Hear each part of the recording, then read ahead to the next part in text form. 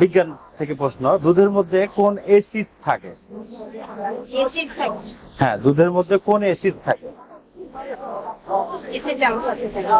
আচ্ছা, এটা উত্তরটা আমরা বলে দিচ্ছি। দুধের মধ্যে ল্যাকটিক অ্যাসিড থাকে। এটা আমরা কিভাবে মনে রাখতে পারি? ল্যাকটিক অ্যাসিডটা হচ্ছে আপনার একটা প্রোটিনের মতো হয়, আমি যেটা জানি। এটা ল্যাকটিক অ্যাসিডটা হচ্ছে আমাদের শরীরে প্রচুর পরিমাণে প্রোটিন দিয়ে থাকে, যেটা হচ্ছে বাচ্চাদের জন্য খুব গুরুত্বপূর্ণ। সেখান থেকে আমার মনে হয়।